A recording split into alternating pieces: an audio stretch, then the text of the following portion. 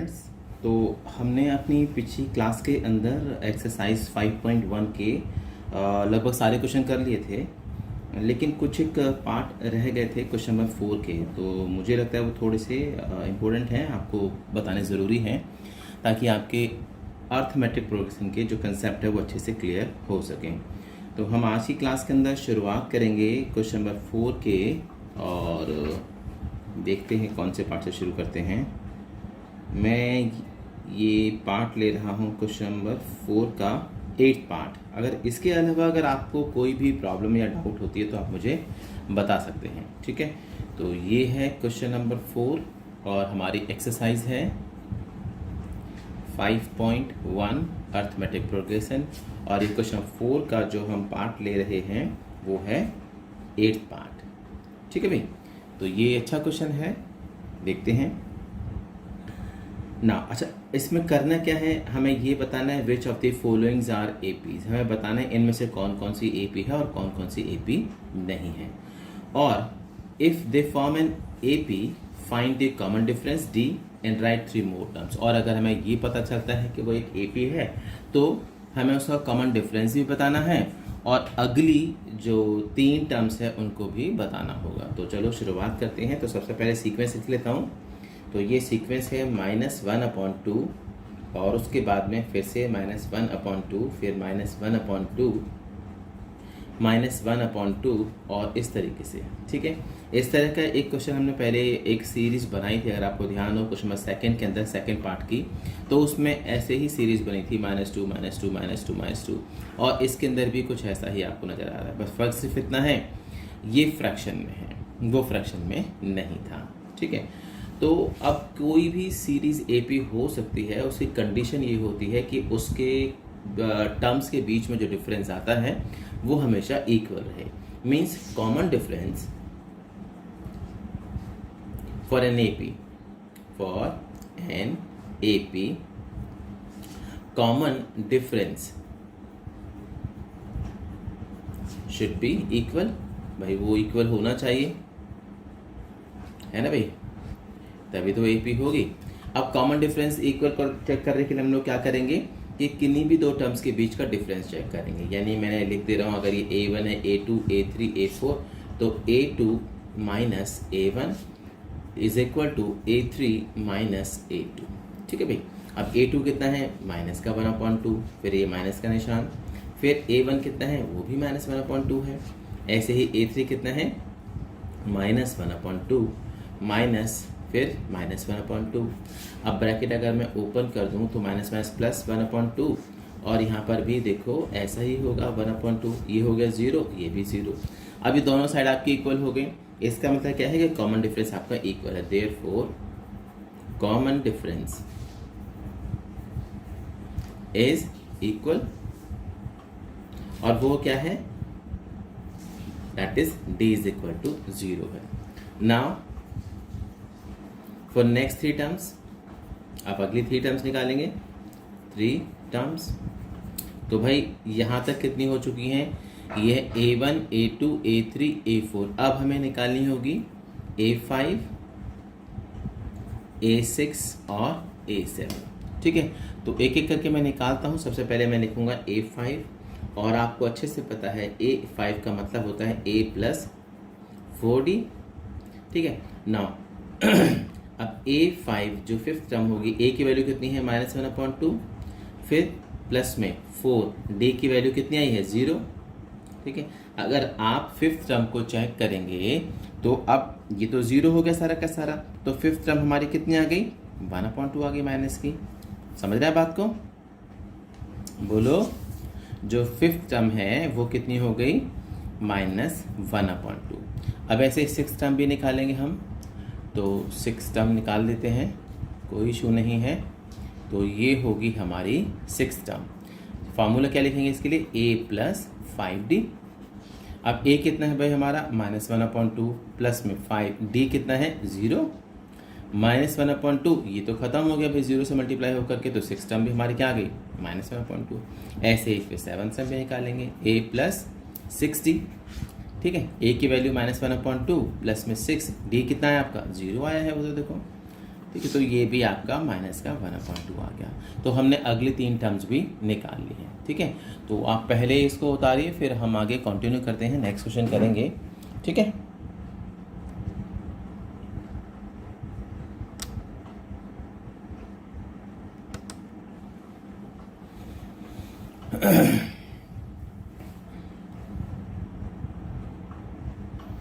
Alright, अब हम अपना जो नेक्स्ट पार्ट है वो है 11th पार्ट करने वाले हैं भाई। देखो थोड़ा सा वही मुझे डिफरेंट नज़र आ रहा है, तो यहाँ पर ये मैंने लिखा 11th पार्ट।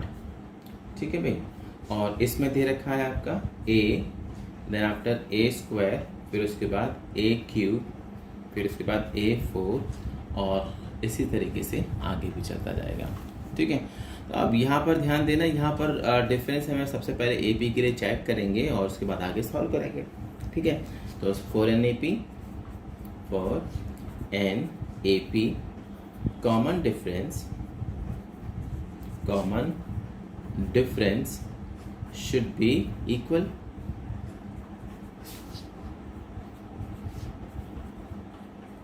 ठीक है भाई, कॉमन डिफरेंस इक्वल होना चाहिए अगर कोई टर्म ए पी है तो उसके लिए। तो ठीक है, कॉमन डिफरेंस चेक कर लेते हैं। उसके लिए क्या करेंगे, a2 minus a1 should be equal to a3 minus a2। अब a2 कितना है भाई, a² है, और a1 कितना है, a है। इधर चेक करें, a3 कितना है आपका, a³ है, और a² है। ऑलराइट, अब देखो भाई यहाँ से a² माइनस a, मैंने इसको ऐसे ही रखा, यहाँ पर मैंने एक कॉमन कर दिया। ठीक है, तो जब मैं एक ए बाहर निकालूंगा, यहाँ क्या हो जाएगा, a², और यहाँ क्या बचेगा, माइनस का a। ठीक है, अब ये मल्टीप्लाई से अगर इधर में आएगा डिवाइड में, तो आपको पता होना चाहिए यहाँ पर मुझे 0 नहीं 1 आएगा। जब भी कोई वैल्यू इधर से इधर प्लस या माइनस में जाती है तो यहाँ पे 0 रखते हैं। लेकिन अगर यहाँ से कोई वैल्यू लेफ्ट साइड से राइट साइड में या राइट साइड से लेफ्ट साइड में डिवाइड या मल्टीप्लाई में जाती है तो वहाँ पर फिर हम 1 लिखते हैं। ठीक है, तो यहाँ पर लिखा मैंने 1, ये a, और ये हो जाएगा a² माइनस a, और ये इधर से आकर के डिवाइड में आ जाएगा। ठीक है भाई, तो ये हो जाएगा आपका a² माइनस a, अभी तो कैंसिल हो गया। ठीक है, अब हमारे पास में क्या आ गया, 1 इज इक्वल टू a। अब क्लियरली पता चल रहा है ये तो आपस में इक्वल है ही नहीं। ठीक है, a is not equal to 1।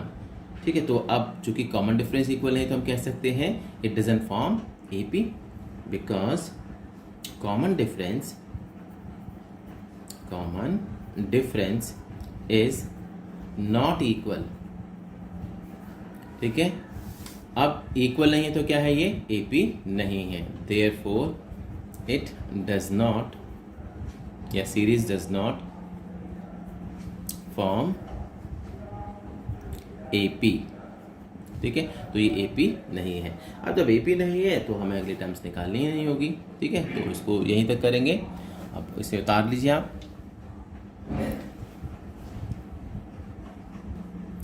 और अब जो हम अगला पार्ट लेने वाले हैं वो नेक्स्ट पार्ट ही है, इसका क्वेश्चन नंबर 4 का 12 पार्ट ले रहा हूँ मैं। ठीक है, तो ध्यान दें, बाकी सारे पार्ट्स इजी हैं तो आप उन्हें कर सकते हैं। ठीक है, तो सबसे पहले सीरीज लिखता हूँ मैं, ये है √2, फिर ये है √8, √18 और √32। ठीक है, और इस तरीके से आगे। तो अब हमें सबसे पहले बताना है कि AP है या नहीं है, तो आपको पता ही है, उसके लिए हमें कॉमन डिफरेंस चेक करना पड़ेगा। ठीक है, तो लिखेंगे for an AP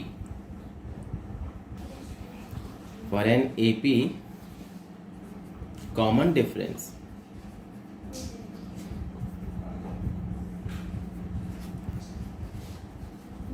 should be equal। ठीक है, कॉमन डिफरेंस कितना चाहिए, इक्वल होना चाहिए यहाँ पे। तो करते हैं शुरुआत, a2 minus a1 is equal to a3 minus का a2। ठीक है, अब सेकेंड टर्म कौन सी है इसके अंदर, 8 है, तो यहाँ लिखा मैंने √8, और फर्स्ट टर्म √2 है, फिर थर्ड टर्म √18, और सेकेंड टर्म √8 है। ठीक है भाई, तो अब सबसे पहले पता है आपको रूट को सॉल्व करना होगा, और आपको मालूम है √8 को हम लोग 2√2 लिख सकते हैं। अगर नहीं पता है तो मैं बता देता हूँ इसको भी। देखो, इसके हम प्राइम फैक्टर करेंगे तो इस तरीके से बनेंगे, और ये एक पेयर बन के बाहर आ जाएगा। ऐसे यहाँ पर भी देखो जरा, अगर इसका हम प्राइम फैक्टर करें तो 3 इंटू 3 इंटू अंडर ये 2 बचेगा, और ये अंडर रूट 8 को कैसे लिखेंगे, 2 इंटू 2 इंटू 2। ठीक है, तो अब ये हो जाएगा 2 अंडर रूट 2। ठीक है भाई, ये हो जाएगा अंडर रूट 2, ये हो जाएगा 3 पेयर बन के बाहर आ गया अंडर रूट 2, फिर यहाँ से बाहर आ गया 2 अंडर रूट 2। ऑलराइट, ये सब चीज़ें आपने बेसिक क्लासेस के अंदर सीखी होंगी, तो मुझे बताने की जरूरत नहीं थी, फिर भी बता दिया मैंने। देखो तो 2 रूट 2 में से एक रूट 2 गया तो क्या बचेगा हमारे पास में, अंडर रूट 2। ठीक है, और यहाँ पे 3 रूट 2 में से रूट 2 जाएगा तो क्या बचेगा, अंडर रूट 2। अब देखो left side is equal to है राइट साइड के, तो हम लिख सकते हैं बिकॉज कॉमन डिफरेंस इक्वल है, because common difference is equal. अब जब ये इक्वल है तो भाई वो क्या है, डी क्या है, कॉमन डिफरेंस क्या है आपका, अंडर रूट 2 है। ठीक है, तो therefore it forms an AP. तो भाई ये एपी बनाती है, अगर ये एपी बनाती है तो हम अगले 3 टर्म्स ही बताएंगे अब हम इसको, है ना।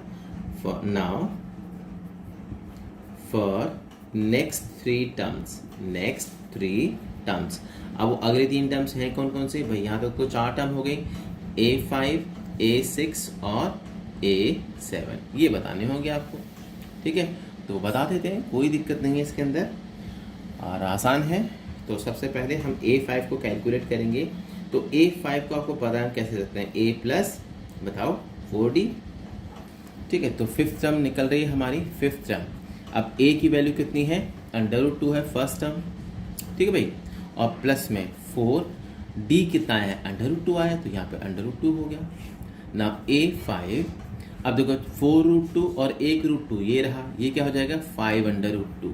ठीक है, लेकिन आप जरा सीरीज को देखो, सारी की सारी वैल्यू रूट के अंदर ही लिखी हुई है, तो हमें इसको भी अंदर ही पहुंचाना होगा। जैसे अगर ये पेयर बन करके 1 निकलता है, तो ऐसे ही जब इसको डबल अंदर लेके आए तो 2 बार लिखना पड़ेगा, है ना। तो भाई इस 5 को हमें अंदर 2 बार लिखना पड़ेगा, तभी तो पेयर बन के बाहर आया था ये ना। देखो 5 5 जा 25, 25 टू जा कितना हो जाएगा 50, तो 5th टर्म हमारी कितनी आ गई, 50 आ गई है। ठीक है भाई, ना अब कौन सी टर्म आएगी, अब 6th टर्म, तो 6th term A plus 5D। अभी A कितना रूट 2, 5D कितना है अंडर रूट 2, तो 5 रूट 2, ये हो जाएगा आपका 6 अंडर रूट 2। और पता है आपको 6 अंडर रूट 2 कैसे लिखना है, 2 इंटू में 6 इंटू में 6, और ये कितना हो जाएगा 36 टू जा 72, ये हो गया 72। ये हमारी कौन सी टर्म आ गई है, 6th टर्म आ गई है। अब ऐसे ही 7th टर्म निकाल देंगे, वो क्या लिखेंगे, A प्लस 6D। ठीक है, तो 7th टर्म के लिए A कितना है अंडर रूट 2 और 6 अंडर रूट 2, ये हो जाएगा आपका 7 अंडर रूट 2। इज इट ना, कोई मुश्किल नहीं है भाई। तो अब इसको 2 इंटू में 7 इंटू में 7 लिखना पड़ेगा, यहाँ पर थोड़ा सा स्पेस है, तो 7th टर्म हमारी कितनी आ जाएगी, आप देखो मल्टीप्लाई करते हैं इसको, एक सेकेंड नज़र नहीं आएगा, यहाँ से नीचे लिखते हैं थोड़ा सा, तो ये कितना है आपका 7th टर्म कितना हो जाएगा, अब यहाँ पे अंडर रूट के अंदर इसकी मल्टीप्लाई करते हैं, 7 7 जा 49 2 जा 98। ठीक है, तो ये हो जाएगा आपका 98। तो इस तरीके से हमने अगली टर्म्स भी निकाल ली हैं, कोई मुश्किल नहीं आई हमारे पास में। 5th टर्म अंडर रूट 50 आ गई है, 6th टर्म अंडर रूट 72 आ गई है, और अंडर रूट 98। तो उतार लीजिए, ये अच्छा क्वेश्चन था। तो चलो दोस्तों, अब हम अपना अगला पार्ट करते हैं, और ये मैं नेक्स्ट पार्ट के ले रहा हूँ, ये है आपका 13। तो ये 13 पार्ट में देखो क्या कहा गया है इसमें, under root 3, under root 6, under root 9, under root 12 ये दिया हुआ है, और हमें बताना है कि ये AP बनाता है या नहीं बनाता है। ठीक है, तो कोई दिक्कत नहीं है, कर लेते हैं। तो फॉर एन AP पता है आपको कैसे लिखना है मेरे को, for an AP common difference should be equal. तो भाई इसके लिए अगर वो इक्वल हैं तो चेक तो करना पड़ेगा ना, तो कैसे करेंगे, ये first term, second term, third term, fourth term, second term में से फर्स्ट टर्म माइनस करेंगे, यानी A2 minus A1 should be equal to A3 minus A2। अभी A2 कितना है भाई, √6 है। A1 कितना है, √3 है। अभी A3 √9 और A2 कितना है, √6। ठीक है, अब हमको इसे सॉल्व करना पड़ेगा। ठीक है, अब ऐसे तो पता चल नहीं रहा है कि वो इक्वल है या नहीं है, तो हम क्या करेंगे, इसको देखो फैक्टर में लिखेंगे, प्राइम फैक्टर 3 × 2 और ये माइनस में √3। ऐसे ही इसको भी आप लिख सकते हैं 3 × 3 और माइनस में यहाँ पर भी 3 × 2। देखो एक बात तो कन्फर्म है, ये बाहर नहीं निकल सकते हैं। ठीक है ना, तो कोई बात नहीं, निकल नहीं सकते हैं तो मैं क्या करने वाला हूँ, इसको √3 × में √2 तो लिख सकता हूँ। ऐसे इधर भी 3 बाहर निकल सकता है, लेकिन मैं लिखूंगा नहीं क्योंकि मुझे रूट में ही सॉल्व करना है। बाकी सारी वैल्यू अंडर रूट के अंदर ही हैं, वो बाहर नहीं निकल पाएंगी। तो √3 × में √2। ठीक है, अब यहाँ से कुछ कॉमन आता है, यस कॉमन आता है तो बाहर निकाल लेते हैं। √3 कॉमन आ गया, अंदर क्या बचा, √2 - 1। यहाँ से भी √3 कॉमन आ रहा है। ठीक है, तो √3 कॉमन लेने से बात बन जाएगी। एक सेकेंड, 6 इधर का कॉमन नहीं ले तो ज़्यादा सही रहता है। एक काम करते हैं बेटे, हम यहाँ का कॉमन नहीं करते हैं, इस पार्ट को, इसको यहाँ से दोबारा से करते हैं। नहीं वो ठीक किया था, गलत मिटा दिया। यहाँ से कॉमन करना ही चाहिए हमें। देखो √3 अंदर बचेगा √2 - 1 और यहाँ से भी √3 हम कॉमन कर सकते हैं ऐसे ही। तो ये क्या बचेगा यहाँ पे, √3 - √2। ठीक है, ये √3 से √3 कैंसिल। अब √2 - 1 और इधर में आएगा √3 - √2। ठीक है, अब देखो जरा, ये चेक करना चाहें तो आप देखो, अगर √2 इधर है तो 2√2 बनेगा और इधर ये +1 हो जाएगा, ये इक्वल नहीं बन रहे हैं। ठीक है, वैसे भी अगर आप इनकी वैल्यूज़ को पुट करें, √2 की वैल्यू होती है 1.41, है ना, और इधर में चलो मैं वैल्यू भी पुट करके देख लेता हूँ। ये हो जाएगा √2 की वैल्यू यहाँ पे पुट करने वाले 1.41, तो ये -1, इधर में √3 की वैल्यू ये होती है 1.73, बस इतना लेते हैं, और यहाँ पर 1.41। ठीक है, अब देखो अगर आप सब्ट्रैक्ट करते हैं तो यहाँ पे कितना बचेगा, 0.41 और इधर में क्या बचेगा, 312 बचा और 7 - 4 3 बचा। ये देखो ज़रा एक्यूरेटली अपने निकाल लिया है। तो ये देखो आपका इधर और ये वाली साइड दोनों ही मैच नहीं हो रहे हैं। ठीक है, तो हम कह सकते हैं because left hand side is not equal to right hand side. ठीक है, सो कॉमन डिफरेंस इक्वल नहीं है तो ये AP फॉर्म नहीं करती हैं, because common difference is not equal,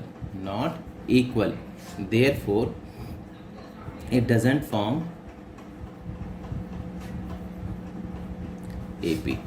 ठीक है भाई, ये AP नहीं बनती, और जब AP नहीं बनती तो हम अगली टर्म भी नहीं मेंशन करेंगे। ठीक है, तो ये वाला पार्ट था कौन सा, 13। अब इसके बाद 14, 15 एक जैसे ही है, को एक पार्ट करा देता हूँ। कौन सा कर लें, चलो 14 पार्ट ही कर लेते हैं सीक्वेंस में।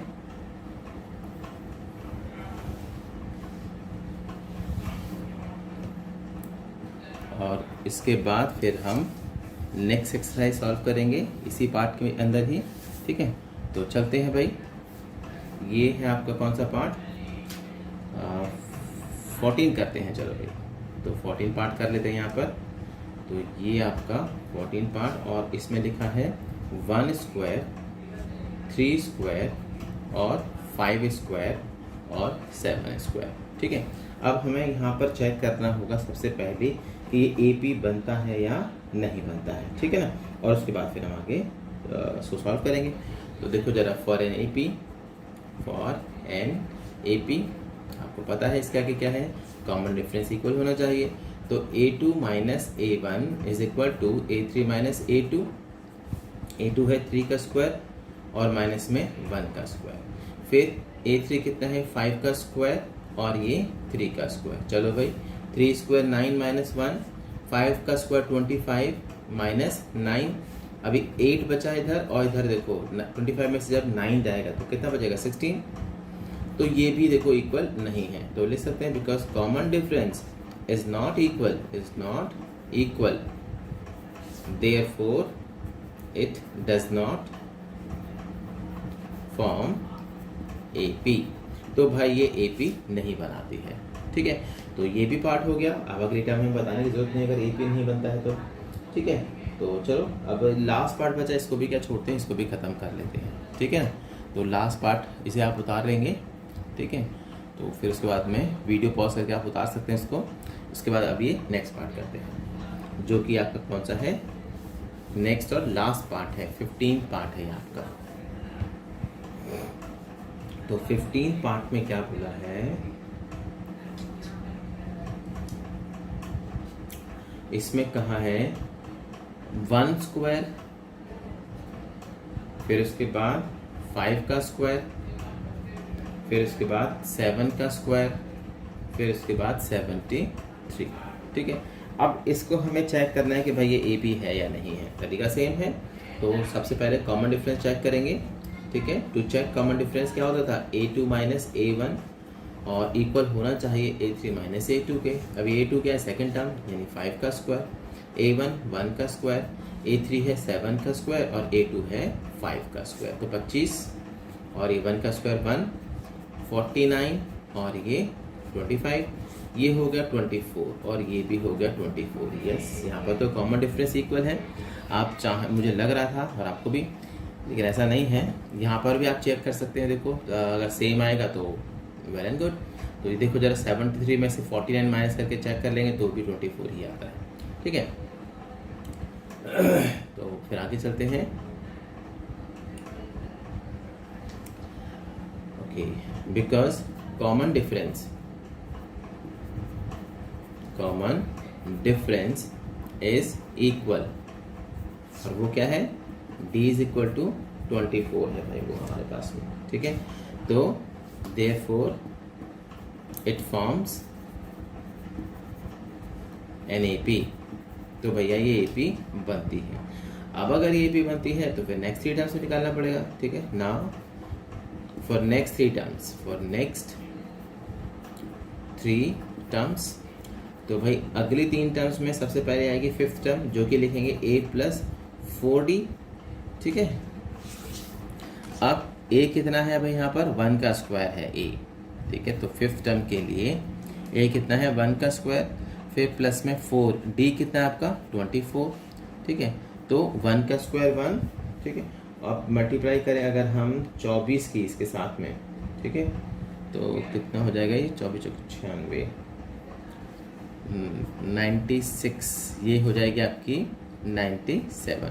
तो 5th टर्म आ गई आपके पास, कितनी आएगी 5th टर्म, कितनी आ गई 97।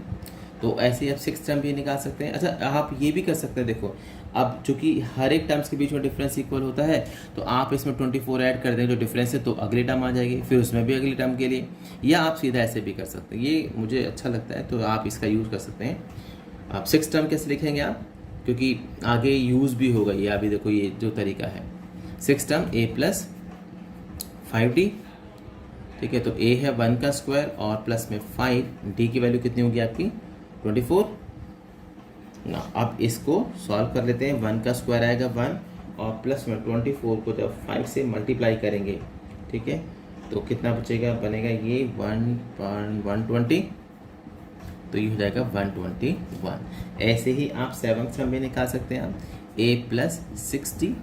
a है आपका 1 का स्क्वायर 1 और प्लस में 6 इंटू में d की वैल्यू कितनी है भाई, d है 24।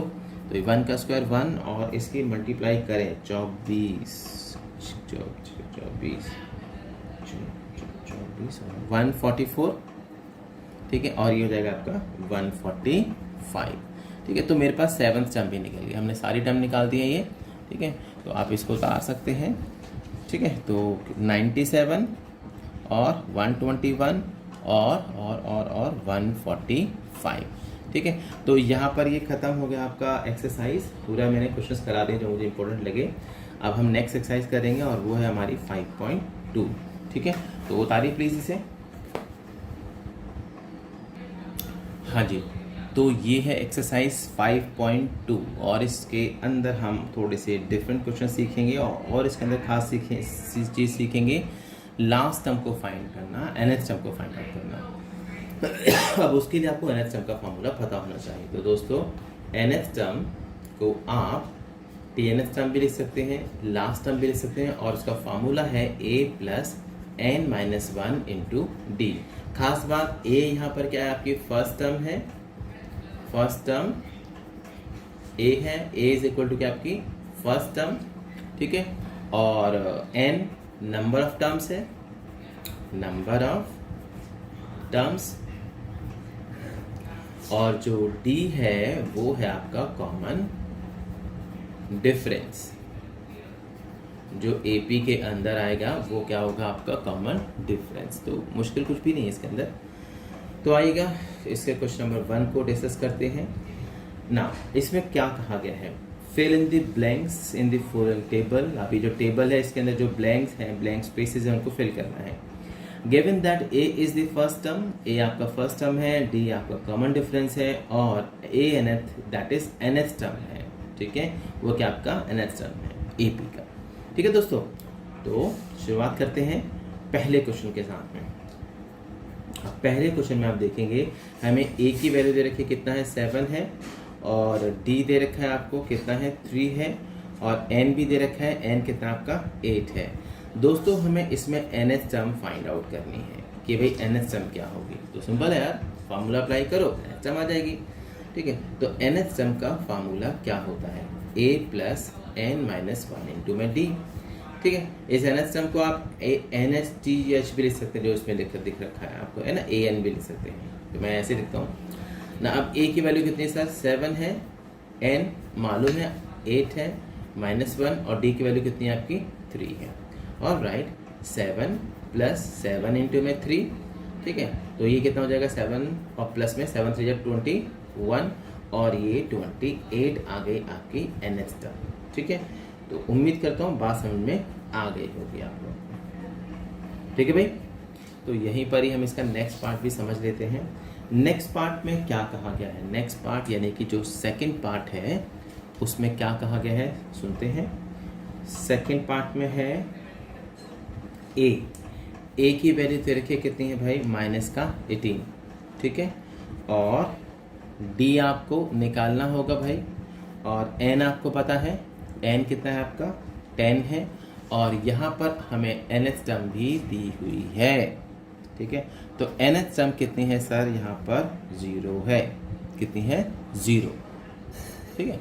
तो बस यही तो है हमारे पास मेन चीज़, इसको फॉलो करेंगे ना। nth टर्म हमें जो दे रखी कितनी है 0 है, उसका फार्मूला क्या होता है, इसका फार्मूला ये रहा a plus n minus 1 into में डी। तो a plus n minus 1 into में डी यहाँ पर रख देंगे और इसको इक्वल टू 0 कर देंगे। a कितना है माइनस 18 प्लस n दे रखा है, n की वैल्यू है 10 माइनस 1, और d हमें फाइंड आउट करना है दोस्तों। तो माइनस 18 को उधर लेकर के जाइए आप, प्लस का हो जाएगा, इधर 10 में से बन गया 9 बचा, 9d is equal two plus का 18, और d is equal to 18 upon 9। So d की वैल्यू कितनी आ गई हमारे पास में 2 आ गई। तो ये भी सिंपल सा क्वेश्चन था। नाउ नेक्स्ट पार्ट भी समझ ही लेते हैं साथ साथ, इसमें हमें a निकालना है। तो थर्ड पार्ट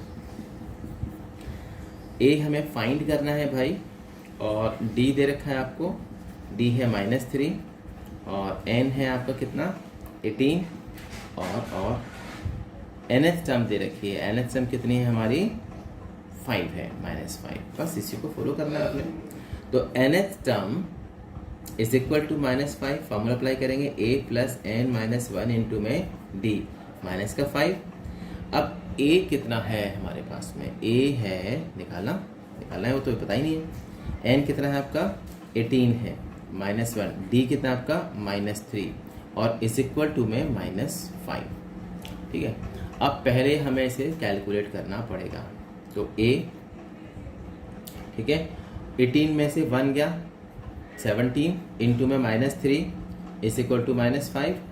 अब इसको यहाँ सॉल्व कर लें तो ये होगा a और प्लस माइनस माइनस 17 3 जा 51, तो ये हो जाएगा 51 इज इक्वल टू -5, और a इज इक्वल टू, इसको इधर ले आते हैं -5 और प्लस का 51। अब a की वैल्यू कितनी बचेगी, ये बचेगी 46, ठीक है। तो a हमारे पास में कितना आ गया 46 आ गया है, इज इट ना। तो पहले आप इन पार्ट्स को उतार लीजिए, फिर मैं नेक्स्ट पार्ट करते हैं, आगे सॉल्व करते हैं।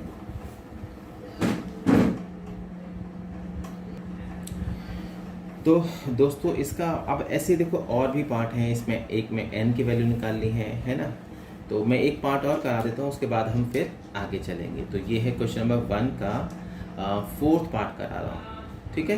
तो ये फोर्थ पार्ट, यहाँ पर a की वैल्यू हमें दे रखी है माइनस का 18.9, ठीक है भाई। और d दे रखा है हमारे को, d है हमारा 25, ठीक। और आगे n निकालना होगा हमें, तो n की वैल्यू नहीं पता है, जो कि निकालेंगे। और साथ साथ में nth टर्म दिया हुआ है जिसका हम यूज़ करेंगे। अभी nth टर्म बहुत छोटा लिखा है, ये कितना लिखा है भाई 3.6, तो ये है आपका 3.6, ठीक है भाई। मैं 3.6 मान करके लिख रहा हूँ, अभी पता चले, ठीक है। तो 3.6 हो गया। अब कुछ नहीं, वैल्यू पुट करनी है और इसकी वैल्यू आ जाएगी n की वैल्यू। तो कैसे रखेंगे, a plus n minus 1 into d is equal to 3.6।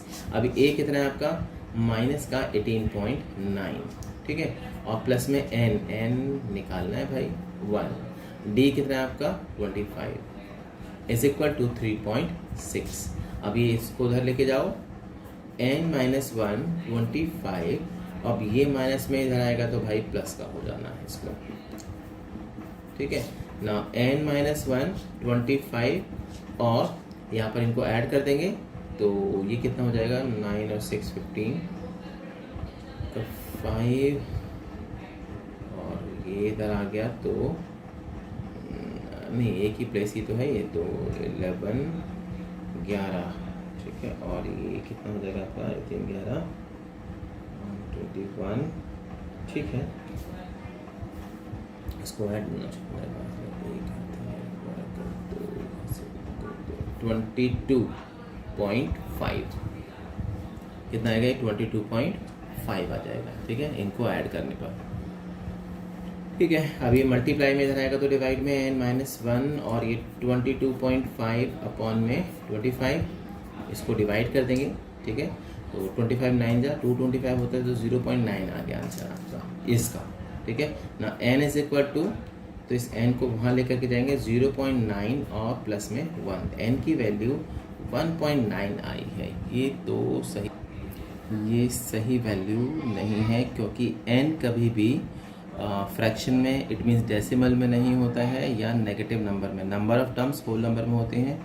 कहीं मिस्टेक हुई है यहाँ पर, देखें ज़रा, ये d मुझे लगता है 2.5 है, 25 नहीं, मुझे कम नज़र आया ये। यस, ये d ही मुझे सभी डेसिमल में है, यही नहीं है, तो d की वैल्यू 2.5 होगा, ये आपका 2.5। सॉरी, ये मुझे नज़र नहीं आया ढंग से, तो ये जब इधर आएगा तो डेसिमल से डेसिमल हट गया, और हाँ ये अब देखो सही आ रहा है, देखो, ठीक है, डेसिमल से डेसिमल ख़त्म। तो अब ये यहाँ से ये n की वैल्यू कितना है 9, ठीक है। तो ये यहाँ पर सॉल्व होके 9 + 1 10, अब ठीक है ना। n इज इक्वल टू कितना आ जाएगा आपका 10 आ जाएगा, ठीक है। ऐसे ही हम आगे क्वेश्चंस कर सकते हैं। तो देखें इस वीडियो में कितना हो चुका है। मुझे लगता है हमें इसको यहीं पर ही रोकना चाहिए, उसके बाद हम नेक्स्ट क्लास में आगे करेंगे, ठीक है। अगली क्लास में हम सेकंड क्वेश्चन से स्टार्ट करेंगे, और तब तक आप लोग इनकी प्रैक्टिस कीजिए, ठीक है, रिवीजन कीजिए। और अगर कोई डाउट है, कोई प्रॉब्लम है, तो आप मुझे मैसेज कर सकते हैं कमेंट बॉक्स में। और अगर आपको अच्छा लग रहा है वीडियो और मेरा तरीका आसान लग रहा है, समझाना अच्छा लगता है, तो आप प्लीज़ मेरी वीडियो को लाइक कीजिए, सब्सक्राइब कीजिए, ठीक है। तब तक के लिए थैंक यू, बाय बाय।